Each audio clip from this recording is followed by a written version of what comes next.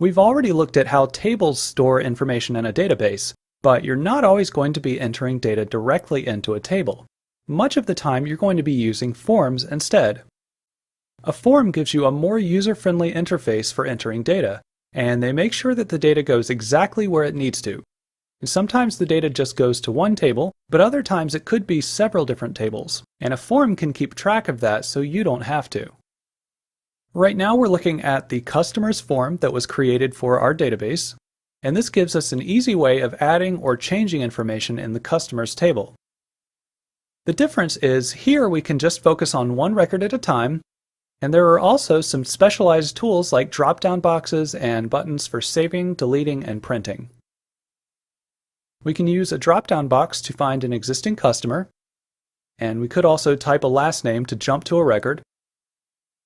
And when we click on the name, their information will appear in these fields where we can then edit it. And I'm just going to change this customer's address. Now some fields may have a validation rule that limits the type of data that can be entered. For example, here the state needs to be a 2-letter postal code, and if I try to type anything else, a window will pop up with instructions on how to fill it out correctly. And I'll change this back to NC. And when you're done, you can click Save. There's also a button to create a new record, which automatically clears all of the fields so we can type in a new customer's information. So if you wanted to, you could do most of these things by editing the table directly, but the form is going to be a little easier and faster to use.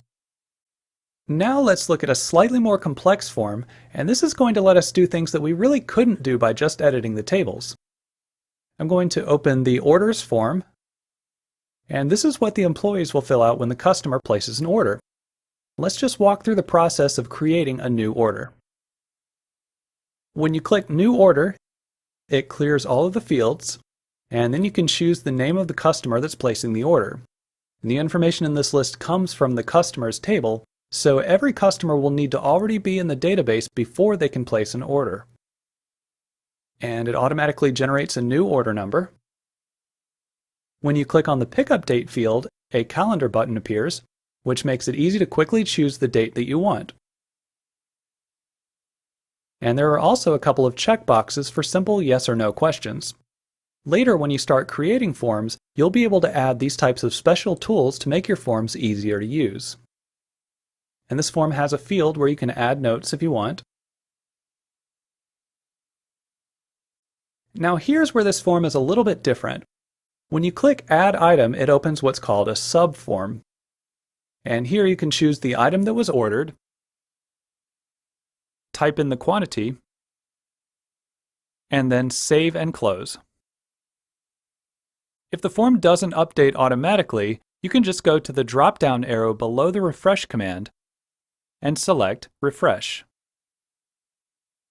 Then you can add another item, and you can do this as many times as you need to until the order is complete.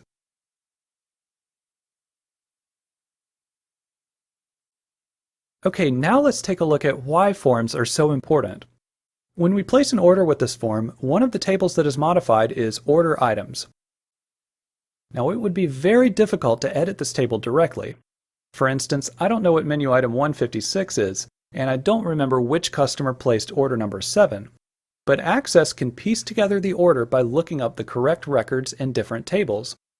So tables are sometimes organized in a way that's easy for Access to read, but difficult for a person to read. And that's why we often have to use forms instead of editing tables directly. These were just a couple of examples of forms, and the exact content and layout of a form will vary depending on how the form is meant to be used. But the basic process of using a form will generally be very similar, and it will be a combination of typing information into fields and using drop-down menus, buttons, checkboxes, and other tools.